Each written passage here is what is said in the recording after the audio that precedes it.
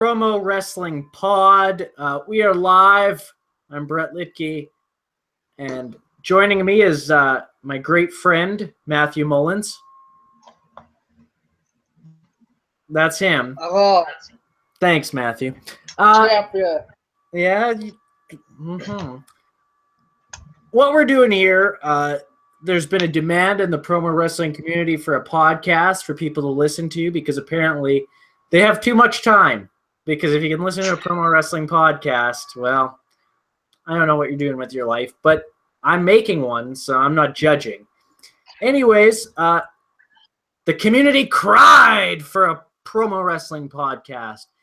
I called up Matthew Mullins. We're going to deliver for this community. We do it for you! No, we did it for The Rock. We did it for Gary. Oh, okay, maybe we did do it for Gary. That's who we're doing it for. We're doing it for you, Gary, the greatest Fed in the world. And that's not a lie. That's very true. But that will come, the discussions of that. You know what? Matthew Mullins, this is promo wrestling. There might be people watching this that don't know what promo wrestling even is. Matthew Mullins, give us your description of what promo wrestling is. Well, it's pretty much where we pretend where we're wannabe wrestlers. But instead of actually wrestling, we're just cutting just like what they do on television. But we just don't stand in the ring holding a microphone and looking into a TV camera. Instead, we look into our cell phone camera or our laptop camera and we cut promos on our opponents. Whoever has the best promo wins. However, there are different type of e-feds out there, which I'm not going to go into details on that just yet. Okay. Maybe later on down the road. So that's and we will get to that. Oh, we will. Maybe not this episode, but we'll get into everything that there is to do with promo wrestling because that's what we do. That's a very nice description that you have. I would describe it as a flaming cesspool of hate and violence where people express their emotions against one another that they can't take out on their family. But you might disagree. Exactly. Yeah, but that's how I would describe it. But other than that, you got it right. We compete. It's like I always call it rap battling, but with wrestling promos, which is about the nerdiest thing on the planet, which is fine. We're not, we're not saving people. We're not firefighters. We're just idiots cutting promos.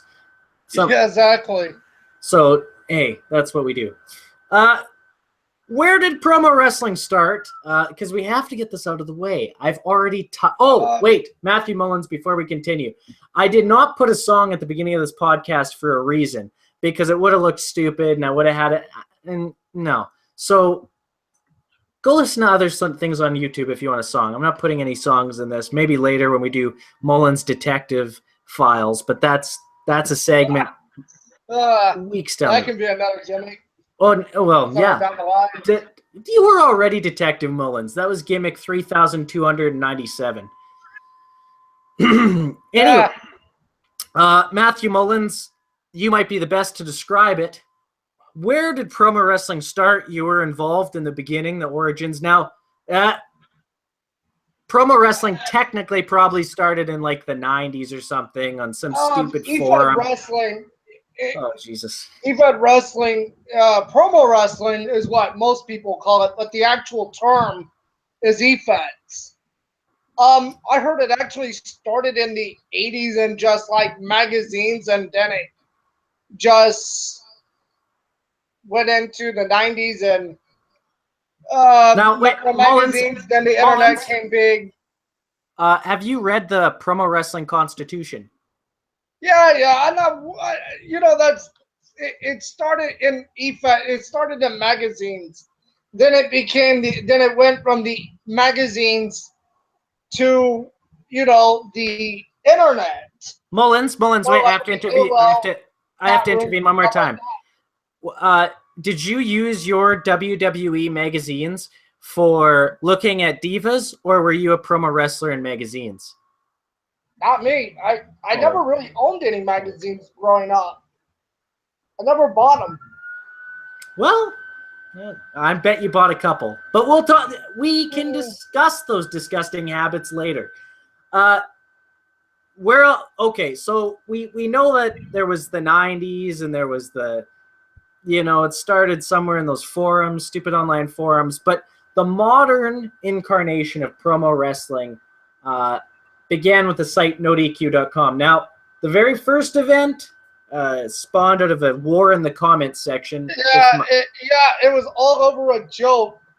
It started off as a joke. The jokes started getting bigger and bigger, and eventually, at the time, the NoDQ admin, one of the admins, Kieran Bell, which he's no longer an admin of greatest man of all time. One of the best admins that fucking place had.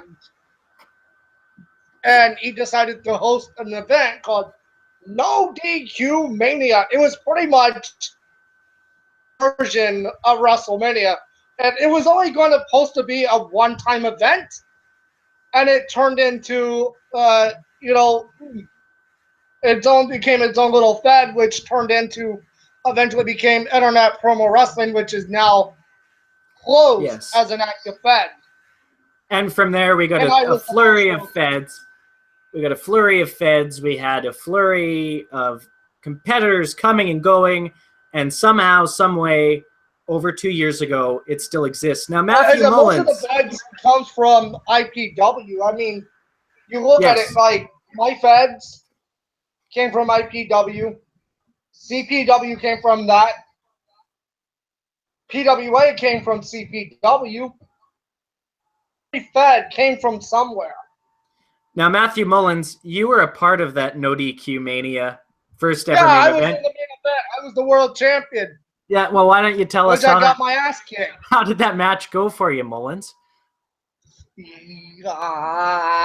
Not very well. I was 5 hours late for my title defense. I botched my promo the hell and back.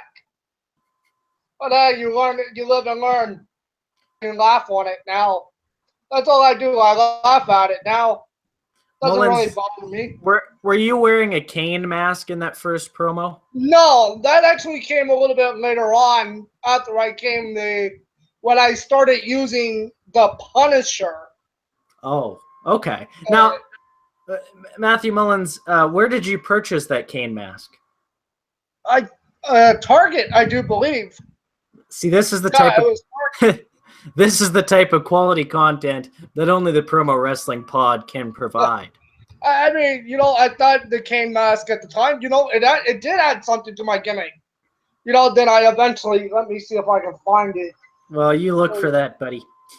Here it is. And I eventually purchased this to replace the Kane mask. So you have a bag of masks. That doesn't spell creepy at all. Not really. This is the only one I got, and I barely wear it anymore because it's so hard to breathe out of, and it gets so freaking hot. I don't know how the luchadors can do it. Do you wear that mask to elementary schools? No. Oh, okay. Okay. No, well, I don't even wear that outside. These are questions. Only inside my room that I wear that I'm mask. following a script. Okay. I'm joking. Now, Matthew Mullins, we had No DQ Mania. The people they cried for more. And so, like you mentioned, then the second event was bound for No DQ. And but at that time, we were still calling it No DQ Promo Wrestling? No DQ Mania. Because the event took place under... No, I think it actually... I don't remember, because I actually think eventually the No DQ Mania page got deleted. I don't know who deleted it. Fucking jerks.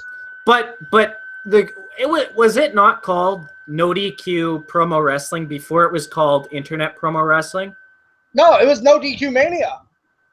It was never just No DQ Mania. Then Kieran eventually created IPW Facebook page. Okay. And the actual group, which I now own Yes. because he left and Matthew I took over. Mullins is willing. If someone will just re-leather his belt, he will give you IPW. We talked about that deal. Oh no! I'm not giving the group up because it's complicated because I feel like I don't plan on ever reopening it as a full-time EFED, but somewhere down the line, I do want to do like a Hall of Fame and one-night stand type deals somewhere down the line. But okay, I actually tried that ideal, and people said, "Oh no, it's too soon, Bad ideal." Okay, well, Matthew. Okay, well, that's where we're at now. We will get that's coming. So IPW starts up because this Noti Cumanias event is successful. People start to go, oh, this is kind of an interesting thing. I could have fun with this. Then we get into the beginnings of IPW. Now we're talking originals. Paul Biello, Stephen Barron, Matt Minnick was there right at the start. Yeah, he was in the original IPW, but he came in a little bit later after Noti Cumania.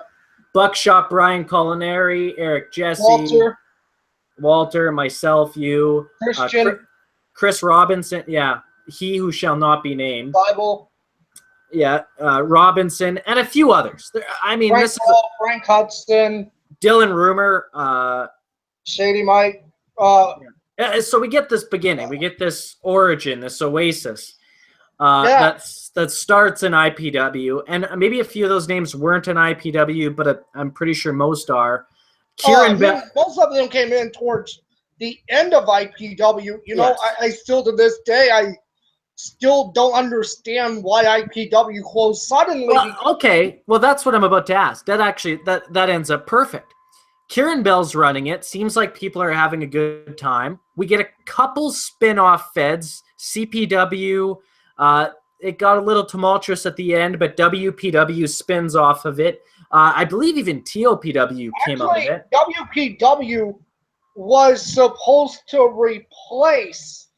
was supposed to have been, after IPW closed the first time, WPW was supposed to become the new IPW, and eventually, myself and a few others convinced Kieran to reopen IPW, and shortly after that, he kind of disappeared, took the back burner, and, Walter, Paul, even John Walton stepped up, management-wise, making sure the cards get booked and everything else. Everything was going smoothly, and then all of a sudden, one day in August, they said, "Oh, that's it. That was the final card." But was everything going smoothly? Because we know that there was... from my understanding, you don't know what's going on in the chats. And that's the thing. From my perspective, because I wasn't in the chat room, so I'm just thinking, things are going good, so why close it? Well, I think what we had heard, Kieran Bell, and I think it's the Matt Meff, Paul, all them, they had really stepped up. Kieran wasn't as active. They didn't get the respect they deserve. That's what they claim. And so they departed. Kieran, I think, by the end of all of it, after the war with CPW, the departure from his admins, I think Kieran Bell just said, enough of this, I'm done, and left. But how did it ever get to that point? Like what? Like I was saying, this brings up to another point. He could easily gave up IPW, handed it over to Paul, Walter, and them, and just left the group. But he said, "Oh no, this is my baby. I'm not going to give it up." Then around September, late October, maybe November of that year, a few months later, I noticed that he left the group, and the group had no admin position. There was no admin of the group, so Facebook took it over. Yeah, pretty much it gave me the option to take it over, and I did. There you go. Now you have it. So, you know what I think would be interesting to get these guys that were involved up in the management of IPW, maybe get these guys on for an episode and just talk about it. We don't have to get into trashing or anything, but If those guys are comfortable with it, that'd actually be probably a pretty good The episode. the one guy that I would love to get on this podcast is Kieran himself, because I feel like he's the one guy that, we've heard everybody else's side. We never truly found out his side of the story. He never told his side of the story. Very true. And you know what I think? Then about a month or two ago, he did briefly return to the EFED world, and then suddenly, as fast as the hype was for his return, he's gone again. Now, is there? I know there's characters like Eric Jesse, Thomas Austin, and a few others, Justin Klein. But is there anyone more polarizing than Kieran Bell? Because I mean, we're talking with people, people's perceptions of him, where maybe half, and I'm ballparking there, half look at him as the father of modern day promo wrestling, and the other half look at him like someone who abandoned the cause, abused some people, and eventually just left a sour mark on the business. I think that goes both ways, because, personally, if it wasn't for Kieran Bell, I don't think most of us would even know what the hell EFED or promo wrestling is. We wouldn't be doing it, and I don't think, well, maybe some of us would be friends throughout No DQ, but, like, I had multiple interactions with, one of my arch nemesis, Blake. Me and him always joke around. That's Matt Britton, for those who don't know. Yeah. Matt Britton. Myself and him for the last couple of years, we always joked around back and forth on who was the rightful, true first IPW champion, which was me, because technically I was the first ever No DQ heavyweight champion, which turned into, IPW. So Kieran Bell recognized me as the first ever IPW heavyweight champion. Well, you know what I see, and that's an example. Kieran Bell was good with you. From what I didn't interact with him much. I put up my first promo against Seibel. He had commented. He loved it. I think that was it. It was because of that right there, because of the Bullet Club's betrayal, what they were planning on doing, and that's what started our great friendship. Exactly. So I remember that day clearly. I like Kieran. I always liked Kieran because Kieran always treated me well. I had no problem with him. I said, my biggest beef with them was the way IPW closed down. Yes, but I did not care for it. And I think that's what a lot of people would say. Not only closed down, its last few months, how it kind of spiraled. And I think it was the last week or two. No, I think this went even back. I think Kieran, I think he just wanted to step away, and I think he wanted to become a silent owner, which was fine. I think that was best for him, just be the silent owner that he was. But was he silent? And this is why I was surprised when I got talking, even I think this was after Kieran left, and I get talking to a few of the boys, and you start talking with some of them, and just a vile hatred. And to me, I always thought Kieran was on great terms with most of them. So when I found out that he wasn't, he was, and he had a falling out with a lot of them over the way IPW closed down. Like Walter, Paul, a few others. He lost a lot of respect from them. Well, and Kieran did have his I went over to CPW. I made the jump pretty early. Talking about CPW, I was one of the. I can't truly say that I was the complete founder of CPW. I did for a little while, but I kind of changed. I said, you know what, that's wrong, because technically Seibel did create the group. So I kind of, he did hand ownership over to me at some point, but I still got to give him credit for creating the actual group. Although CPW didn't become CPW until I took over, and I think I made the mistake of trusting Eric Jesse, which for almost 2 years, almost a year and a half, somewhere around there, I've held a grudge against him. I truly hated his guts for taking CPW. Well, from me. Correction, I almost screwed up again. I think But, you know, I even with you, eventually let it Mullins, go, and I returned to CPW. And, you know, I think it was then August, almost 2 years ago, we beat the Dark Carnival at, I think he called it Promo Mania for the CPW Tag Team title. That's still one of my favorite wins in my E-Fed career. Mullins, you talked about it. You talked about with Eric Jesse and how you held a grudge against him. I think a lot of people have held a grudge against Eric Jesse, but I mean, no doubt, because he was one of the biggest a-holes in professional promo wrestling, E-Fed world. Like, you know, but looking back, and I see it this way, Eric Jesse's one of the true heels in this business. I don't think I understand. I said Eric was one of the true villains, because if he could get that much hate and that much hatred on him, that heat, then he's doing his job right. Here's what I think. You know, it's funny. You talk about Kieran, and even when people really do hate him and they think he left a bad mark, there's no denying that, okay, well, he helped fund this group and get it started. Whereas Eric Jesse, a lot of people, you know, there's some people that are very pissed off at him, and he does that on purpose because Eric Jesse doesn't give a shit what anyone thinks about him. But what I find it funny is you could make an argument that Eric Jesse did almost as much for the business and probably still continues to do in a sense. I mean, once you initiate something, you've completed it. But anyways, what I'm saying is CPW to me was the second big Fed, right? It was IPW, it was. Then CPW. It also had its downfalls.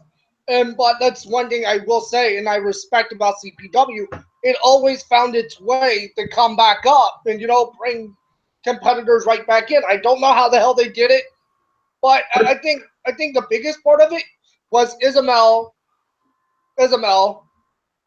you know, Baez, and a few others, you know, who helped along the way. But you look at it, Ismael played a big part in CPW's success. I think I look at CPW. I look at CPW at the beginning, and I remember what lured me to CPW was that it just felt different. I seen IPW almost like a kind of straight and narrow, and it was just, I think it's because I came into it a little bit late, like not later, but a few months in, and it just seemed like the territory had already been charted out. And CPW, you didn't come in that late because, you know, no, I didn't come in late, but I meant like a couple months into it. I don't think it was that Blake late. Was no, Blake even that long. That's what I'm saying, though. But Blake was already the champion, and there was other champions, and Baron and I had a good feud, and then after that, it kind of felt like there was stagnant.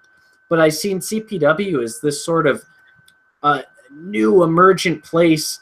I almost, and this is going to sound like the stupidest comparison in the world, because it might be, but I almost looked at it like it was the Attitude Era, like that's where free reign was. That's where I mean, I had a couple good matches in CPW.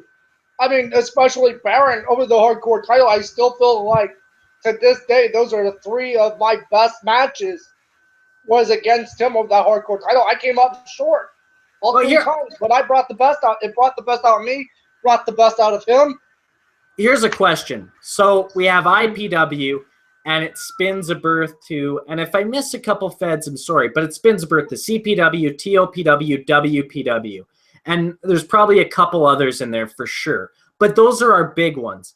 Now, at that time, business is booming. Everyone's watching everyone's promos. Storylines are hot. The feuds between the faction or the feds are insane. It's just energetic. Everyone knows everyone. It's a grind. People elbowing, fighting to the top. Everyone putting out amazing content. We have Shanty Kurz, who came in, did his Shakugma gimmick. Now he's running this new fed that has ring, like these, it's brand new. It was different, creative.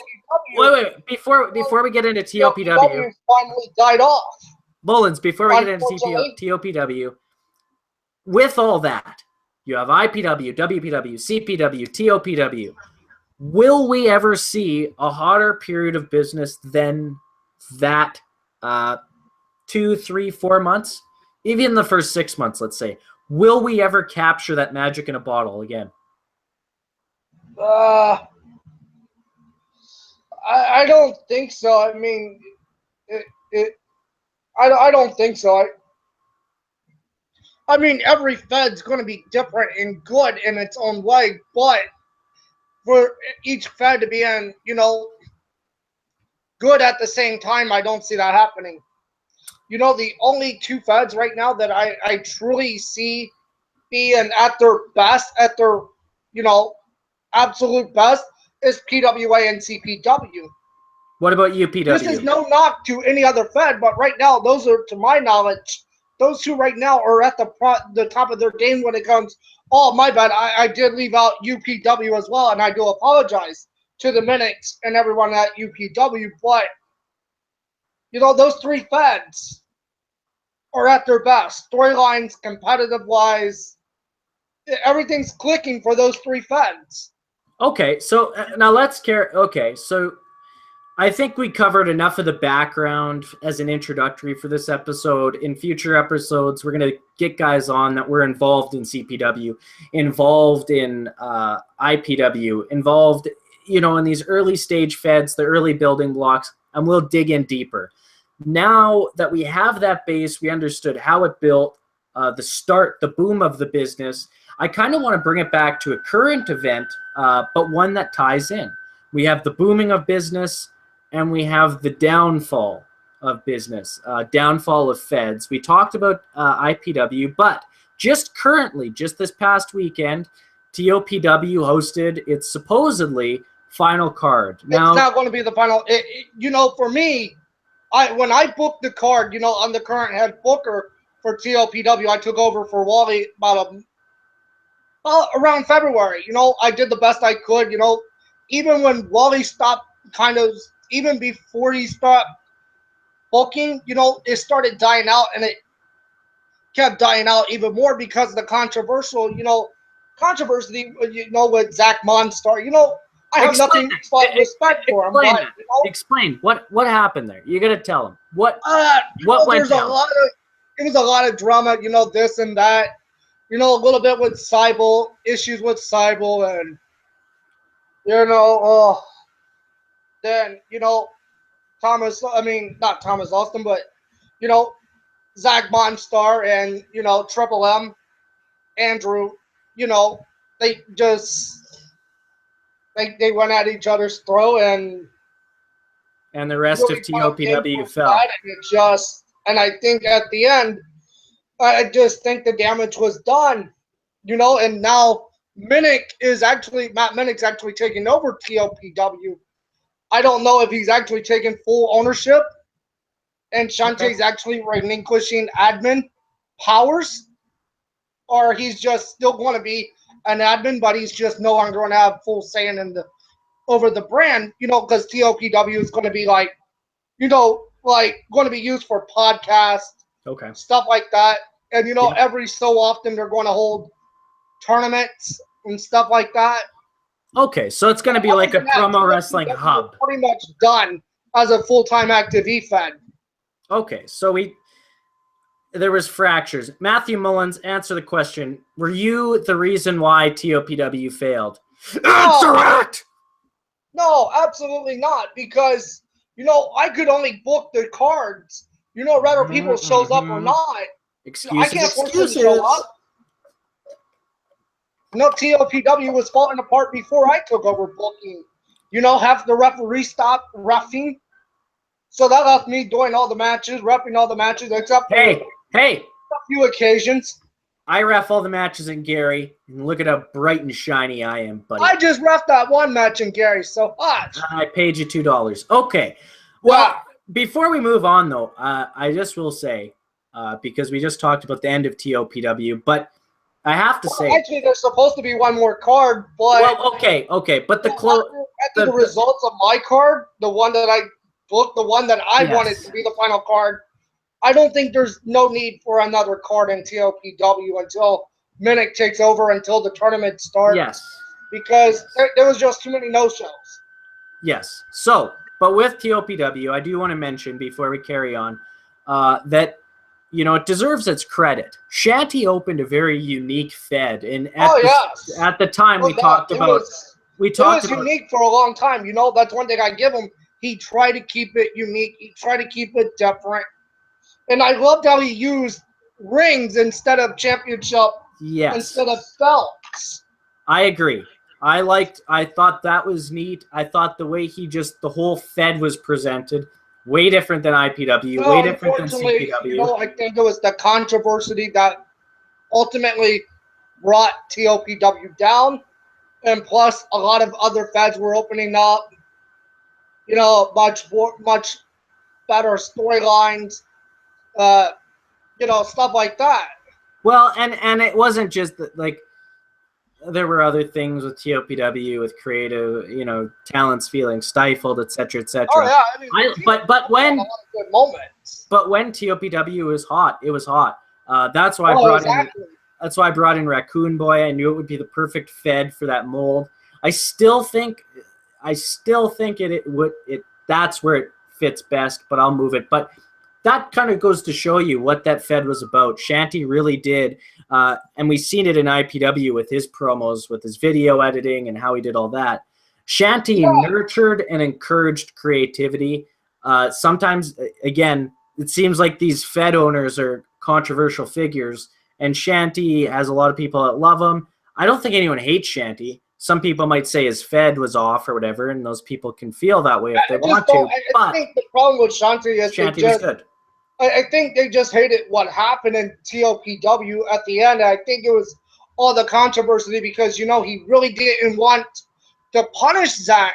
I'm not disrespecting Zach or any shape or form. I'm just saying, some of the stuff that he said was controversial. That, has gone a little too far. You know what I'm saying? For Facebook,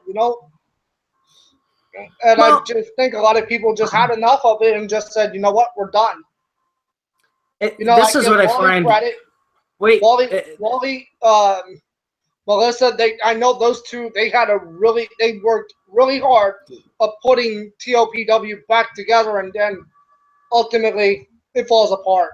Well, and that's just what happens. What I wanted to bring up there was, we have these controversies every now and then in promo wrestling where we have people that say the wrong thing, do the wrong thing, and there are things that cross the line. You go and message someone's family member that's wrong, use their family member that's wrong.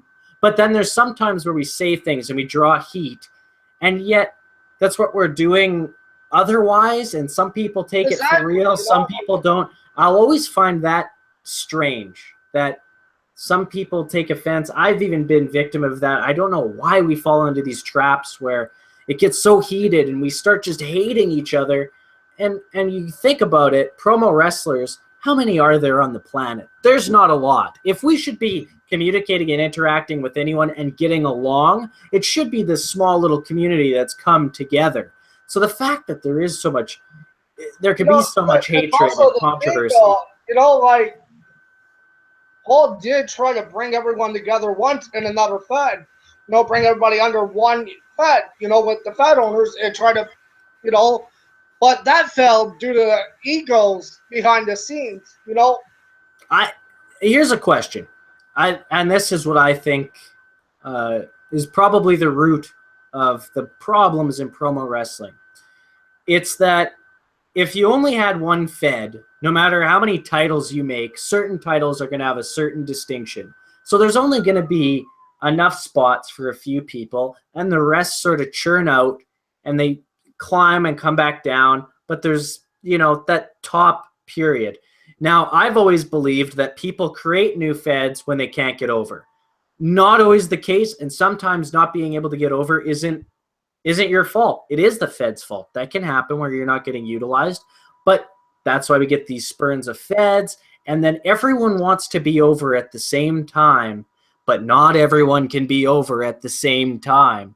And I think that's where we have these problems, where we have these people getting angry at each other because they can't get over. Am I wrong here? Am I right? What do you think? I think it's a little bit of both. I think a lot of people just want to own their own Feds. Like I said, me, I've owned a few. I mean, but majority of the Feds that I owned, I took over for people, like Seibel. I took over a couple of his Feds. And then I ran my own. I think A couple of my feds I had some success with, and others I did not. But you know what? That's the thing. It's hard to bring in competitors. You can't force anyone to compete. Well, that's why you need something different. If they don't want it. And that's why my feds failed. Well, if you look at any successful Fed, I would say any, all of them have something in common, and that's when they started, they brought, it didn't necessarily, we're not reinventing the wheel here, folks, but it was a different vibe, a different feeling, a different sense of encouragement. Even now, right. When you mentioned the three Feds, PWAC, PWU, PW, I look at each of them, and we'll just use those three for now, but you could throw in WPW if you'd like, and IW. I'm not in IW, but anyways. But even IW, which I'm not in, I can say, okay, that has a unique feeling. UPW has a unique vibe. They all have done or tried to do something different. Wrong? Exactly. So that's what you got to do.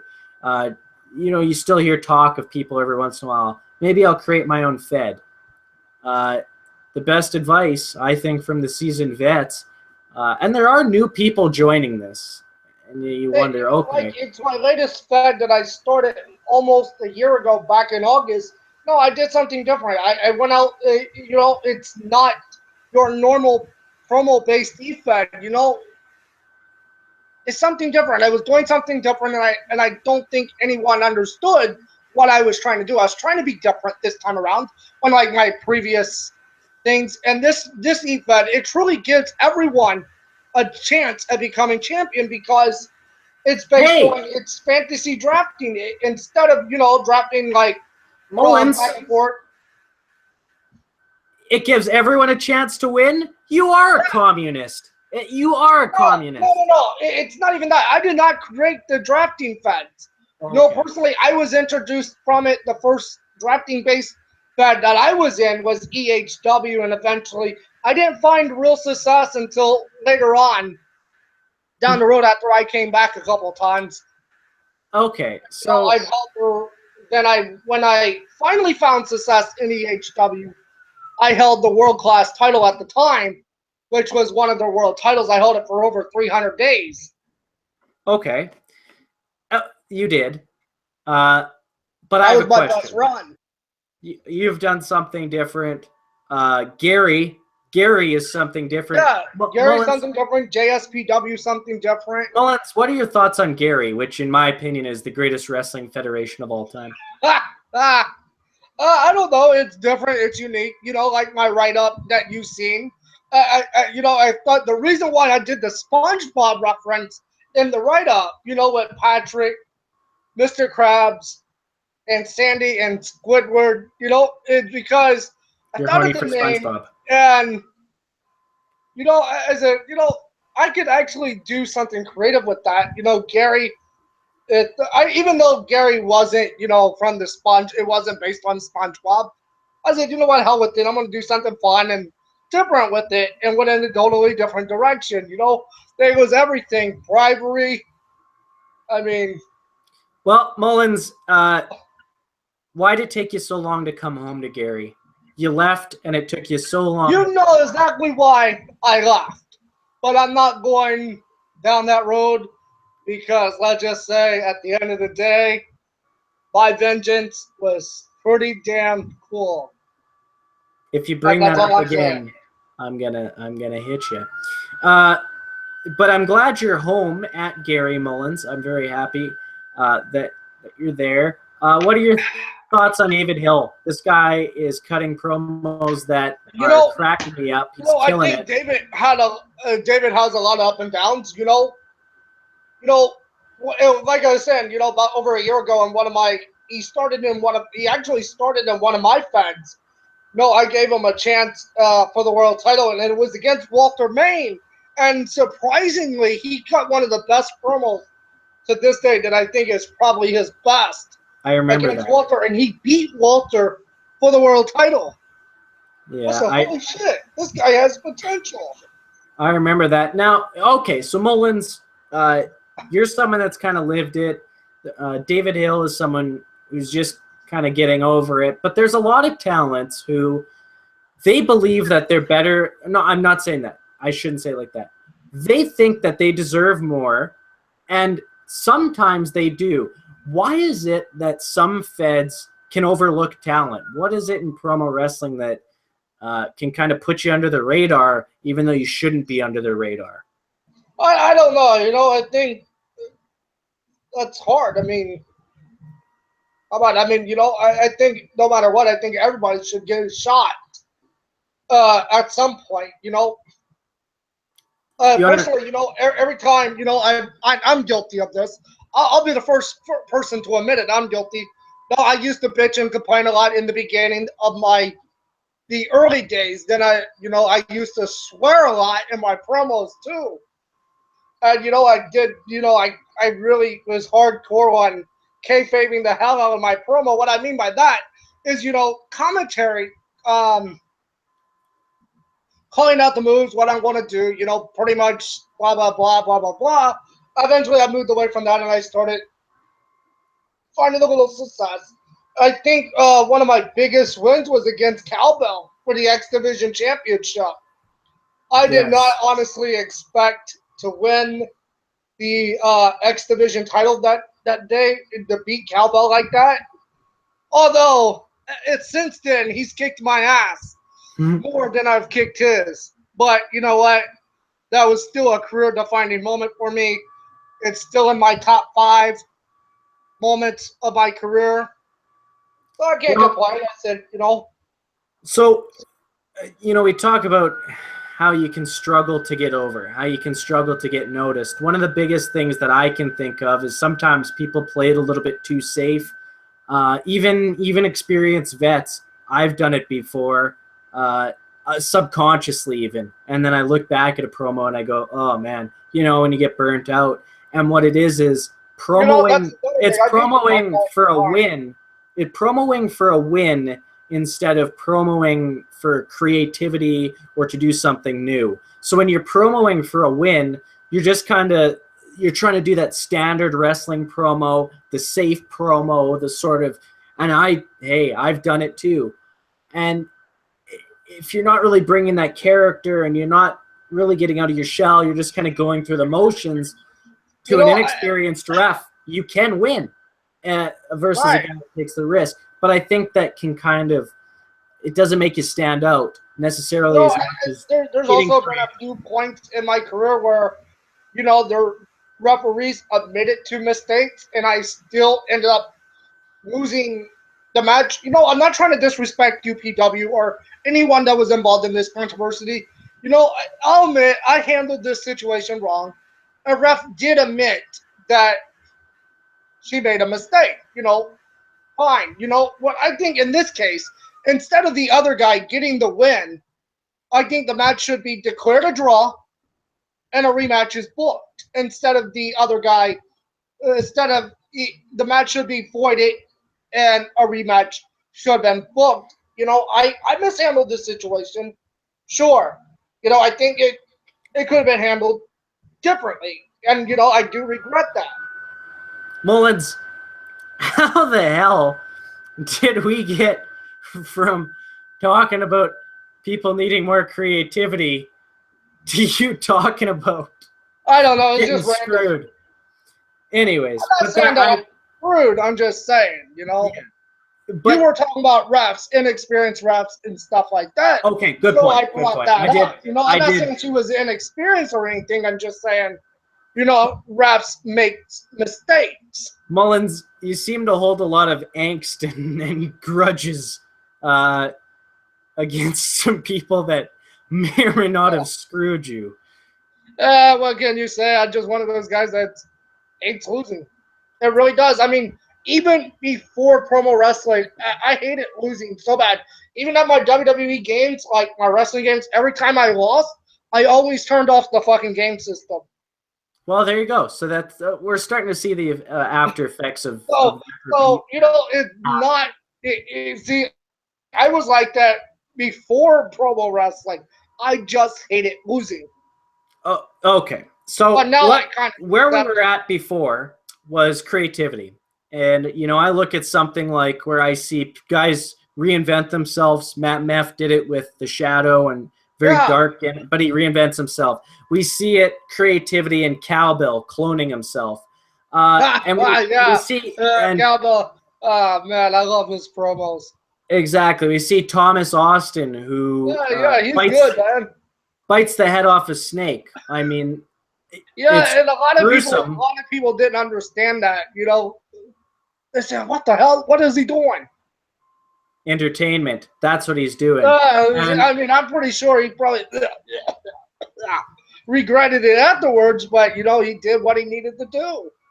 So, and we look at that and we see that we can study it. Why do we remember these moments? Why do we remember these promos? Because they took a step outside the border. They tried to do something different. They tried to innovate. They tried to step into new territory. These are the promos and the promo types that we remember. I still remember, I can't remember his name. He was the manager for Shakumov for a little bit, early days of IPW. And I remember that. That's when I briefly feuded with them. Yes, and that's exactly what I was about to bring up. It was like we had a match of Bound for No DQ where if he wins, the Intercontinental Championship becomes an official championship of IPW. If I would have won, the United States Championship would have been an official title of IPW. Looking back, I still wonder how the hell did he beat me? Even though afterwards I beat him every other time afterwards. Well, here is what I was going to get to. One of my favorite moments of promo wrestling history. I mean, this thing made me cry laughing.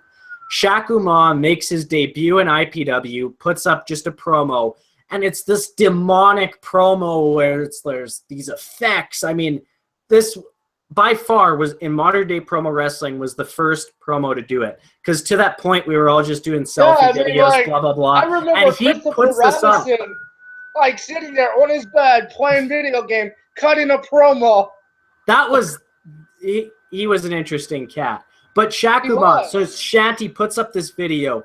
It's we're all sitting there. I'm sure when we looked at it, like the game just changed, jaw dropper. The game changed, but you're set to face him. His manager comments, you comment, you go, what the whatever, or WTF, like you do. And he comments, his manager comments, Mullins, this is your opponent. And I remember that your combined fear, just through your comments, this video that at the same time was blowing my mind because I'd never seen anything like it in promo wrestling, and this guy just going, yeah, that's what you're up against. And oh my God, I still think of it and laugh so hard. Oh yeah, I mean, you know, like it's like one of my other opponents that I faced. I think it was Shady Mike.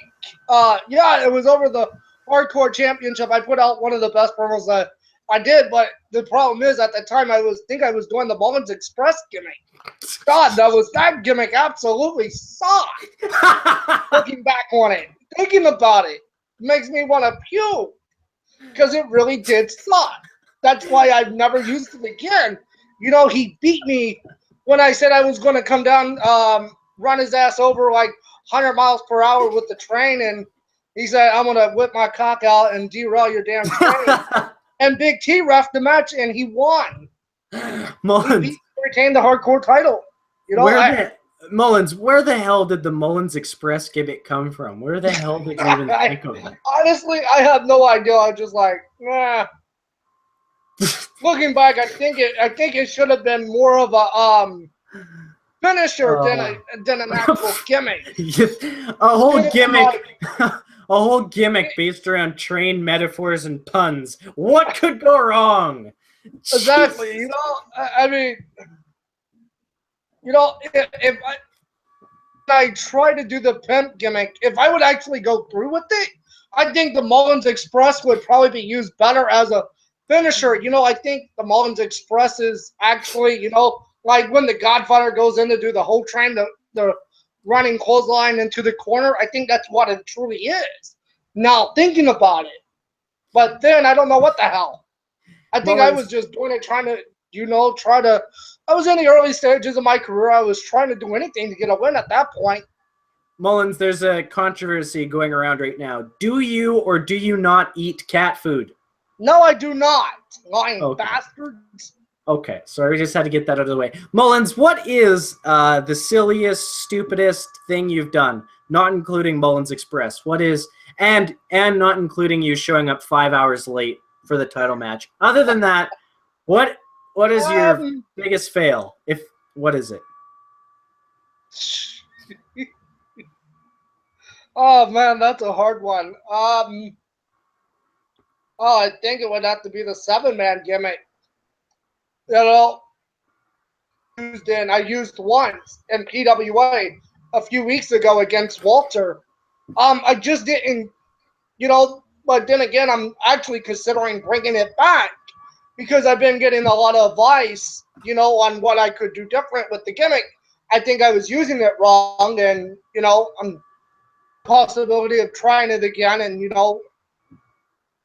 try to do something different with it and see how it turns out. Mullins. But other than that, I think that would be it. I have a nominee.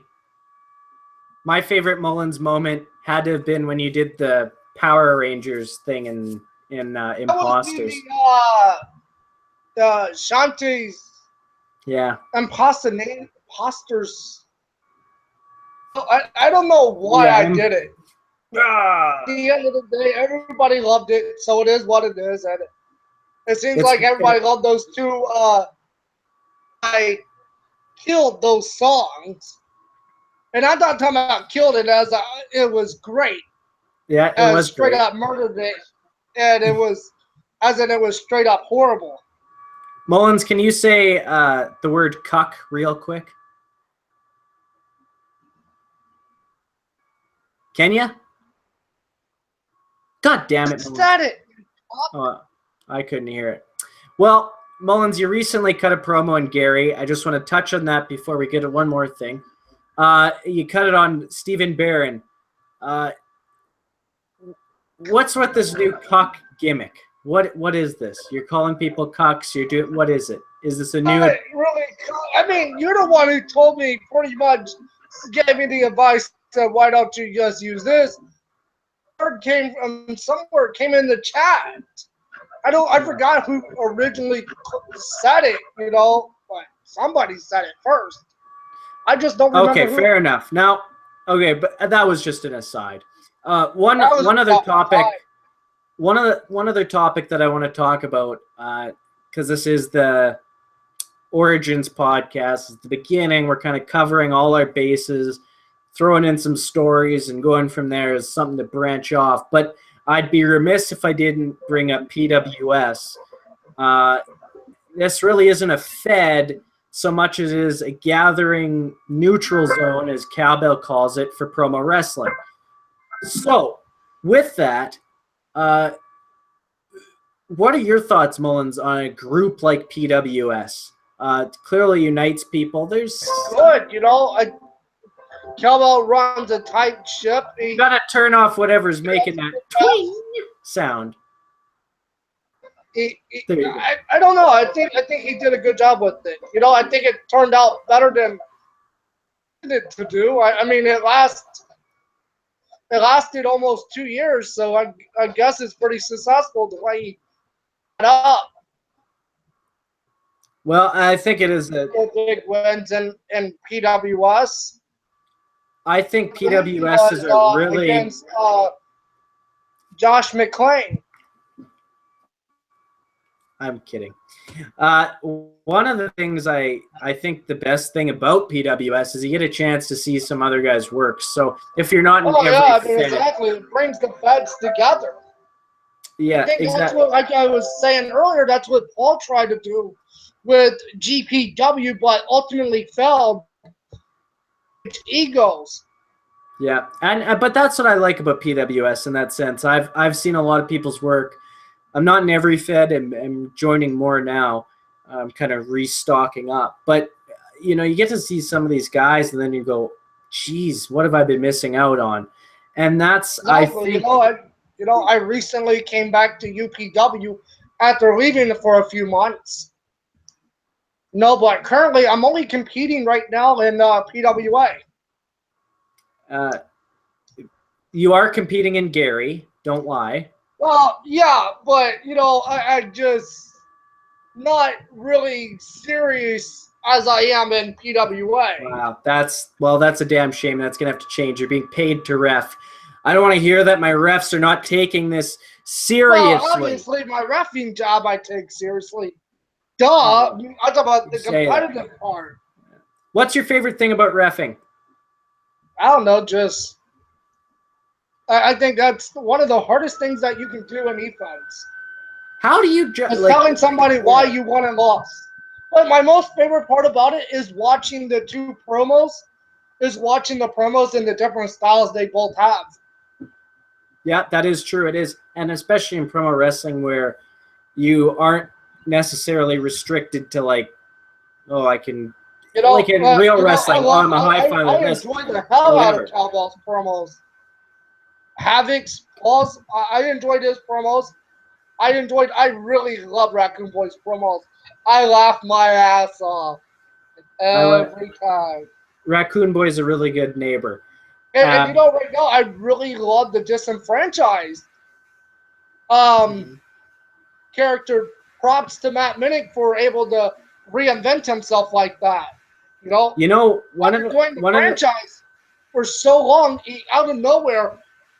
I think it was PWA where I first saw it, and I said, "Holy shit, this is good." One of the things that Matt Minnick is very good at is kind of staying fresh. You watch a Minnick promo from a year and a half ago. You watch your Minnick promo today.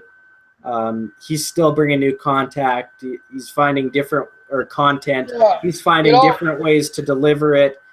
His ambience and his pitch change. He always is doing something to where it's new enough that you're interested, but it's still Minnick at its core. He's exactly. If I would have the vote today for gimmick of the year in PWS, hands down, disenfranchised.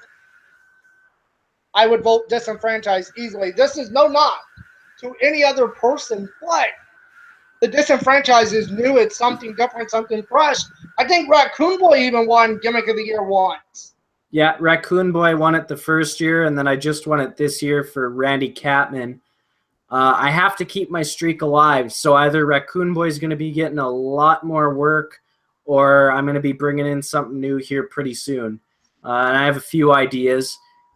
There's some good things on the horizon, but I am enjoying getting back into Raccoon Boy. That's one thing you should do. It's just like if you're just right now, you're currently just looking to have fun, experiment. Well, that's what I think. I have a few characters that I remember when I first watched Raccoon Boy's first promo in TOPW. I think, matter of fact, it was against me. Yeah, it was. And you said I didn't have the guts to call out Raccoon Boy, and I sort of hell did. You want to hear the story about it? I have not told many people the story, but here it is. I was actually May Long camping. It was May Long weekend, which is coming up here very soon here in Canada. I was camping. We were walking back to the campsite. I was definitely drunk. You and I were scheduled for a match in TOPW, and I messaged you saying, just call me or call out Raccoon Boy randomly. I had not thought of this character. I didn't have a mask. I had nothing. And I don't know, my random brain spawned it out of my drunkenness. And I told you to say that. And you did. You cut a promo against this supposed Raccoon Boy. And so I'm going, holy hell, like I have to do something here. Yeah. And it just so happened that the Guardians of the Galaxy had just kind of came out. I know. There was I haven't seen the second part either. It's a good one. There was a mask of Rocket Raccoon at the Target. Oh, yeah. I grabbed it, and I was like, well, I guess. And that's how Raccoon Boy started. I threw on it. Every time I see a raccoon meme or something, I always tag you in it and share it because I always think of Raccoon Boy. It's like, wow, holy shit. Like, I like how you do, like, you change it up like every every promo with Raccoon Boy, you change it up the theme, like 1 week Law and Order, Fresh Prince of Bel-Air, and it goes on and on. That's something I'll get back into with Raccoon Boy competing here pretty regularly. I mean, I was actually surprised at Raccoon Boy. Holy hell, he pulled up a major victory over Disenfranchised. I'm like, what the? I was like, wow. And, actually, the truth with Raccoon Boy is it takes some memory to film those and to get I guarantee the videos do take up a lot of film, because like when a lot of people don't realize when I cut my promos, it's just not one take. I reshoot my promos multiple times to make sure I get it right, to make sure I'm comfortable with this, to make sure this is what I want as my final product. Yeah, and with Raccoon Boy, I'll do it because I'm editing. Usually when I do mine, I'll do 2 takes at the very most, like just regular. But with Raccoon Boy, I had an old iPhone that only had like 8 gigabytes. And so I was doing all these Raccoon Boy promos. My phone got old. All of a sudden, that's why I have unlimited. It all of a sudden, no, not data. I'm talking memory. And so eventually I couldn't even really record a video without deleting all my apps, carry on. But anyways, that's why Raccoon Boy stopped more than anything. It was a little bit creative. I didn't want to overexpose the character, but I think it was a good thing for Raccoon Boy to take a break because it'll make people want it more. After it's gone for so long, so holy hell, you missed this. You want it again. Yeah, and that's exactly what happened. That's why I was pushing you to bring back Raccoon Boy, and you finally did. Yeah, and I'm glad you finally found that mask because you know what? I was actually going to buy you a mask and send it to you. It was I knew where the mask was. It was just I viewed it with my old phone, and you get burnt out from work and school and all that stuff, and I just viewed it as more of a chore. It got to being a chore, and so then eventually I just I was just like, oh, it's lost, because to me it really was like it was just lost. But then I started getting back in. I kind of found that passion again and found the mask. And now I think the longest that I left defense was 6 months. It's a hard thing. It pulls you. You go through emotions, right? It can be if you see the wrong things at the wrong time repeatedly, you can become really tired with the community and just not like the anger and animosity and check out. Exactly. There are avenues you can take where you're like, you know what, this is a really good community. I have so many friends that I've made through it, so I'll always be grateful for promo wrestling for that. It's helped me practice for everything. Speaking engagements. I've made a lot of great friends met some really good people because of events. Yeah, and that's the biggest thing that I will always like and remember about events is the memories of the people that I've met. Exactly, and that's where I look at it and I go, if the biggest thing I get out of promo wrestling is some friends, that's always a good thing, especially all across the world. Walter and them, they met up for the second time. Yeah. For WrestleMania weekend, and I would love to do something similar to that.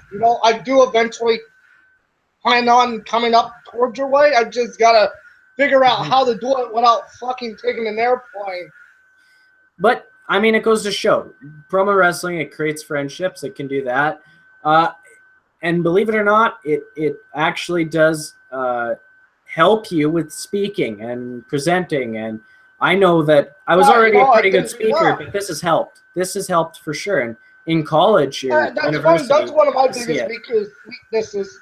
I was never a big, speaker when I was growing up. I was more of shy. I mean, sure, I had my friends, certain amount of friends. I had that certain group that I had hang around with. But now these days, I can actually conversate with anyone, whether it's teachers, other people. Yeah, I can actually communicate a little bit better.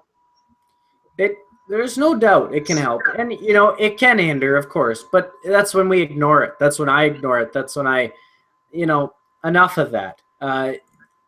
And that's what weighed me down for a long time. I think that's what weighed down a lot of people who had checked out, was that it just got so negative. It just got so, you know, we were seeing that. But then you realize that it's only a few people that really contribute to that, and the rest are here to have fun, to create, to have spirited competition that isn't insane. I think there's only been maybe a total of a half dozen, maybe 10 or so people that actually retired from EFED for good.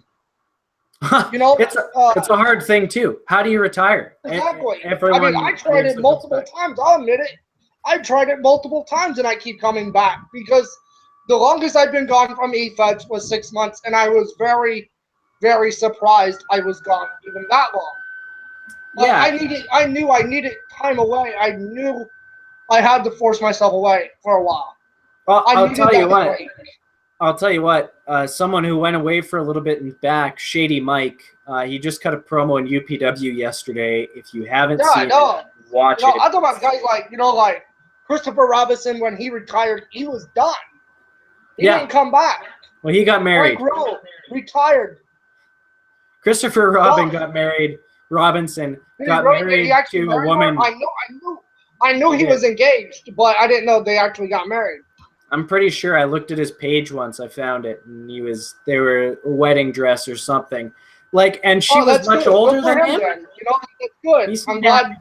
I'm glad that he's happy. You know what? He never really. I think his biggest problem was he didn't like losing as well here and there, but he wasn't bad. You know, he had a lot of good moments. Mullins. You know, Frank Rowe, Frank Hudson, they retired. They had some success, and they were done. I think Christopher Robinson, I think his marriage will be successful as long as he doesn't play WWE 2K14 in his underwear at night in front of a camera. If he can stay away from that, he's going to have a long, healthy, loving, lasting marriage. So, Chris, everybody made fun of him because heed my advice. Robinson. Everybody made fun of him because of his first and last name. Because the Winnie the Pooh, I said, oh man, this poor guy, they're going to always make that joke. And it happened too many times. I think what we're going to do,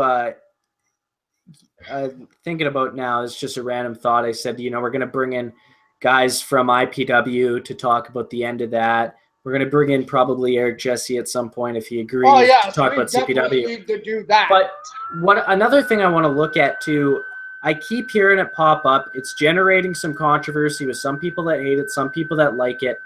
IW. Now, I'm in the dark about this. Is this a scripted? Do they ref the matches or not? I'm hearing mixed things. I've heard from. I heard it goes. I can't really say for sure because I don't even know. I heard from a lot of guys saying that they do. Some guys stating that they don't. Then I've heard it from one of the guys that I guess is or the owner. I guess he's the owner, David something. I had a few conversations with him, not many, just like one or two.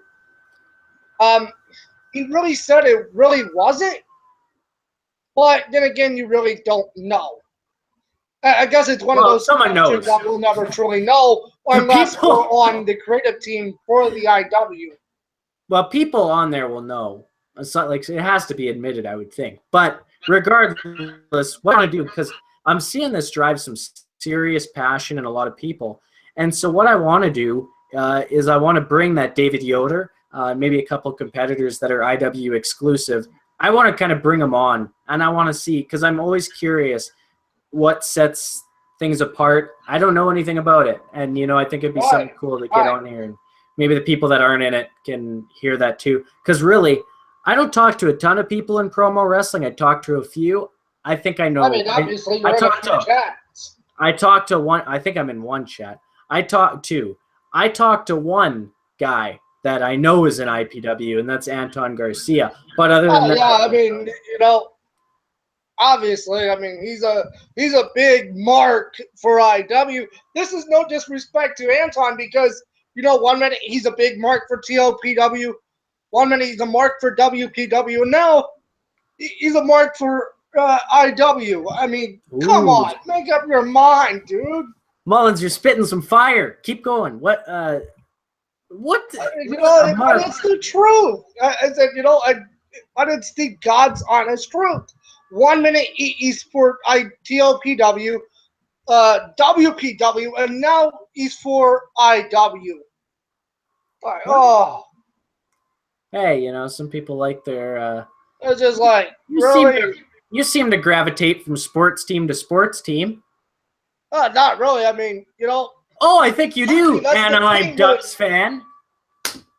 That's the thing with hockey, though. I'm not really a big fan. I'm just getting really into hockey. This is like the during the playoffs were like the first time that I actually sit down and watch full-length hockey games or watch full-length period of hockey.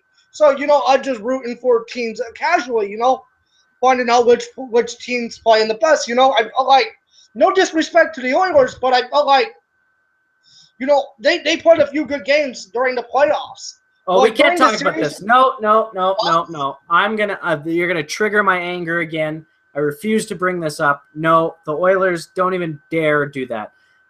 You're a hypocrite. I don't know. You're a bandwagon jumper. They probably, you look at it. I mean, their best seasons of hockey was during the 80s when Wayne Gretzky was playing for them. What's your point? I mean, you look at all the other seasons. I mean, this was arguably one of the Oilers' best seasons in a long time. Yes, it was. Okay, enough talking about the Oilers because you're screwing me up. I don't want to get emotional right now. I already am, but I'm not getting any further emotional. If Anton is a mark for Feds, you might be a mark for sports teams. But who else are you angry at right now, Mullins? You don't seem too impressed with Anton Garcia. Who else is on your hit list? I'm not impressed. Pause. We're gonna call this segment. It's gonna be a weekly segment. We're gonna call it the Mullins Hit List because Mullins has some grudges, and Mullins could tell us about people in the promo wrestling business or things that piss him off. So Anton Garcia being a mark for different Feds has pissed you off. What else? That's a hard one, honestly, because I don't know what else. I mean, it seems that you don't like losing. Yeah, it's not, I've come to, come to grip with it here and there. I mean, if I feel like I'm giving it my best, if I feel like that promo was my absolute best, and I lose, sometimes I admit I get upset. I feel like I've won. I'm pretty sure everyone feels like they should win. Competitive. We're competitive. Of course we feel like we should win. But Mullins, the truth is, we cannot. How could you say win every single match?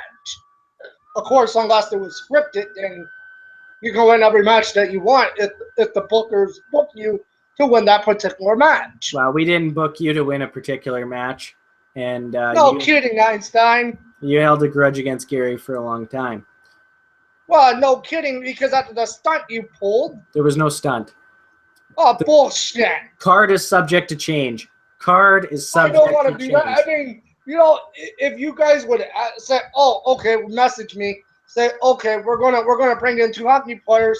Imposters, correction. Imposters. I would have been okay with it. We're all imposters. We're all just faces, barely conscious on monkey bodies. That's all we are. But I think what really shifted my, I think what really turned my anger towards the Oilers was because no-show a match in CPW after I was on a mountain. But you had plenty of time. But you know what? That's all right. It is what it is. Move on. I think I just poked my eye out. I just like tormenting you about it. That's all. Well, that is fair. Okay, now Mullins, moving on from the Mullins hit list, we're going to do the burning question of the week. So each week we're going to do a question in the promo wrestling world that needs to be answered. to quench the gods' thirst from above. Sorry. Today's question of the week. Matthew Mullins, will Christian Seibel ever be in mainstream promo wrestling again? And I say yes, that's mainstream. That brings up a big question. That's another thing I was going to suggest that will eventually bring him onto the show. Because he is a controversial figure. I mean, he is a former CPW World Heavyweight Champion. Yeah. After all, I mean, after all, I did kind of take the title from him. So that was one of your best promos ever. The sister burn was funny.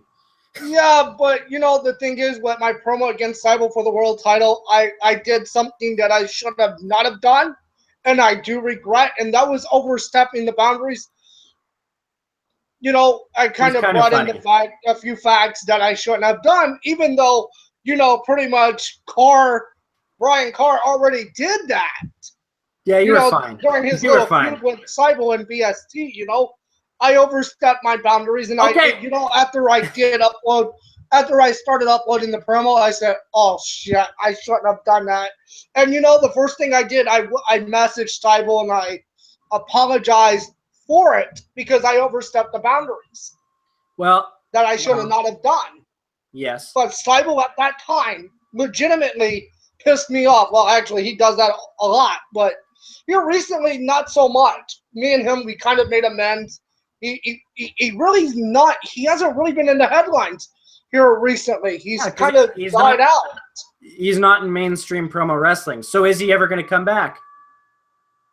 I don't know. I think at this point, that's one of the hardest questions. Grudges. I mean, you can only hold a grudge for so long. But at this point, I think they should allow Seibel to kind of come back. You say should? Yes. Why not? I mean, I can think of a few reasons. That life's just too short. I mean, it's fantasy. Yeah, it is fantasy. Hold grudges forever. Well, someone will bring him back. Who knows what's going to happen? He has his own. I'm not saying, right away. Maybe someone will bring him back. Maybe late summer, bring him back. Because I was considering bringing him back to TOPW just for the final card, for at least the final card that I was booking, at least, but I didn't do it. One of these feds one day, that it'll be slowly crumbling a little bit, and they'll bring them in to kind of like boost tension, and it'll be a big old controversy. But that will happen. Seibel, looking back at Seibel, beyond the stupid shit that he's done, I kind of feel like that he was unfairly mistreated a little bit. Because, he did bust his ass off. He did try. Oh, bullshit. He actually did try. Bullshit. I'm not saying he was the greatest promoter in the world. No, I'm not. No. But, the kid did no.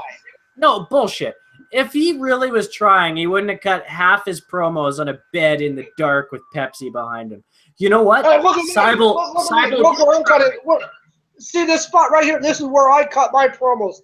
90% of the time. This is where I cut the promos. Here's the thing. Here's the difference. When you cut a promo, you show some genuine emotion. You show some actual care. This is what he would do. Night in and night out, he would, in darkness just like this, he'd sit and he'd be like, "Let me tell you, I'm going to kick your ass."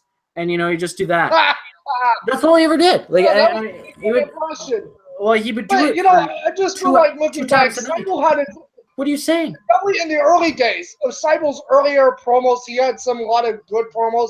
He had a lot of horrible promos. But he had a good few promos against you, and that's no lie. No, he when he wanted to, he could cut a good promo. Exactly, but I think, but when he was not a good. When he did Geppetto, it seems like he clicked. When he was the puppet master Geppetto, it was just like that. He was clicking. Everything was clicking. It was like, oh my God, Seibel's finally found it. He finally found something that he was missing, but unfortunately he dropped it You know, even with CJ Payne, he kind of had it with CJ Payne, but I don't know. Something was missing. No, here's the he would get angry at people for getting angry at him for saying stupid things, and then he'd get discouraged. That's the biggest turnover from Seibel. He always said stupid shit. Yeah, and he would just act stupid sometimes. If he kept his head on his shoulders, didn't say stupid things about women, didn't say stupid things about I agree. He said a lot of stupid shit. But if he didn't do that and he just kind of did his thing with his promos, he'd be fine. But he opens his mouth when he shouldn't a lot of the time. And anyways, I think he will be back one day. You think he will be back. So it's going to happen at some point. In fact, maybe even I wonder, CPW, for they're having an Officer Justin Klein Memorial Battle Royal, and they're advertising a CPW legend. Who else could it be? We'll see. Justin Klein? Well, maybe. I think it's going to be Justin love Klein. Justin Klein. On. The Battle Royal has Justin Klein's name all over it. I hope it is him. I love Justin Klein. I always have. I didn't like to find Justin Klein. I like whatever he does. He's entertaining. Justin Klein. I love that because he wasn't just playing a cop. He was a real fucking cop. And that's what was unique about the character Officer Justin Klein, because that's who he truly was. He was truly an officer of the law. That I give props. Then he became Klein, Justin Klein, just like it was creative, but he lived his gimmick. He would in private messages. He would egg people on. He was a damn good heel. Oh, he's the best heel. Him and Thomas Austin are up there. These guys get a lot of flack from a lot of people, but I want to look at those people that give them flack, and I want to say you could recall like so many Justin Klein promos. You could recall so many Thomas Austin promos. Why? Because these guys are entertaining. They do amazing stuff that you just can't forget. And you look at some other folks and it's like, well, could you name one of their promos, two of their promos from the past that would live on in our memories today? Maybe not, because those again are the people that are afraid to go outside the boundary, afraid to take some risks. Thomas Austin. Thomas Austin's very good. I like how he did a parody of Grim the Clown instead of Grin the Clown. I really want to see more of that. I want to see more of that gimmick, more of that side of Thomas Austin. I believe Thomas Austin is one of those guys that could truly play a lot of characters when he's actually trying. He's one of a kind. I love him. I think he's, again, entertaining. That's what this is all supposed to be about as well. There's no doubt about it.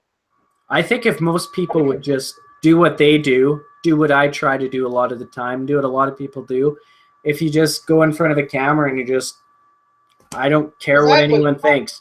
And as soon as you do that. I don't think you faced Thomas Austin. Or have you? That's a good question. I don't think so. Maybe once. Maybe once in like a tag team match or something, not long ago. I can't remember. That would still be a good match to actually. Well, we're going for the tag team titles in PWA right now. The Legends of the Pinfall. So that's a good thing. But those guys are entertaining. You got to love them. Even if you hate them, you have to love them. You have to love to hate them, like a good heel. Exactly. Recognize their role. They do this on purpose. Exactly. Arguably, you can say you can arguably hate Seibel all you want, but he must be doing something right. Because come on, he's getting some kind of reaction. Even if he's the most hated guy in promo wrestling, he's still getting that nuclear heat. Well, he's still getting that heel heat. No one can deny he's doing it the wrong way, but he's still getting that heat. No one can deny that when he's riling people up, it's not entertaining as hell. People go to the comment section, they're rapidly liking, they're interacting, they're talking about it in group chats.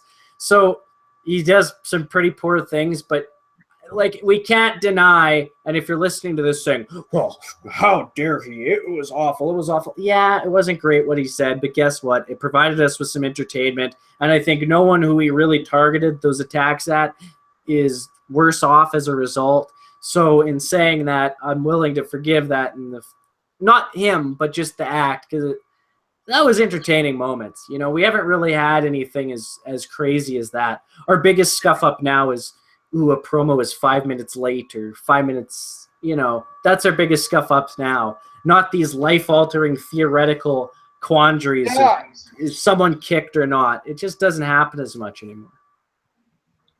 And I miss that. I thought that was, I always laugh. It entertains me. Seibel had its moments. Oh, I will say that. He's had his moments. He had moments. He had some good, and then he had, well, all the bad ones. But he had some good ones. He did. I'll give him credit for that. He had his few moments. IPW, CPW, that's where I think some of his best promos early on was in IPW. Oh yeah, for sure. Definitely early on. I think. I don't think he was that bad early on. I think he just, after time went by, I think he just got lazy. Probably. He stopped really trying. This is too much Seibel talk for one day. What we're gonna do is we're gonna close it up shop here. We covered a lot of bases. We covered a lot of main personalities, but this is really just the start. We're gonna snowball from here and branch out and interview and whatnot. But we're gonna close with Mullins. What should we expect in promo wrestling this week? What do we have on tap? I don't know. I said I'll tell you one thing. If you guys are a big fan of mine, if you guys so-called like the 7-man gimmick, you may or may not want to tune in to PWA because it may or may not be returning. The 7-man gimmick, that is, with a few tweaks that I might make. There we go. I just got to start putting that together. Well, we'll see how that goes. There's shows this weekend, UPW, PWA, CPW. Those promos should be up all by tonight, or tonight. So, but there's some good stuff, and I'm sure there will be entertaining. If you're in UPW this weekend, watch Raccoon Boy. He is performing, so keep an eye out for him. That's exactly what he said. PWA, that's the only fight that I'm currently competing in, video-wise. And IW, I'm sorry, I can't mention a show because I don't know if there's one. I think I'm even in the group, but I don't know it enough. I'm not even in IW at all because I know there's multiple IW groups. I know there's IW Alpha and Omega. Yeah, that's what I'm. No, that's all I know, and it's confusing. And TOPW's pretty much had its final show because I'll be disappointed in Shante if he even tries to hold another card in TOPW after the outcome, the turnout of my card. I showed, you showed, a few others showed. Our world champion didn't even show up. So we crowned the final world champion over there. Pretty much that's it. TOPW's pretty much dead. I mean, not dead. I mean, just as a full-time E-Fed. Well, and I hope Matt Minnick can do something great with TOPW. Whatever he got planned, I hope it succeeds. Well, Matthew Mullins, find some good use for TOPW. We're gonna sign off for tonight. Look for us next week with episode 2. Maybe we'll get into more of the deeper depths of the beginning of the promo wrestling community, modern day promo wrestling community, with some of the players involved. My name is Horatio Estevez, and partner in crime, Matthew Mullins. The champ. Our future PWA heavyweight champion. Well, get that belt re-leathered. Stop eating cat food. And go, Gary. Go, Gary, go.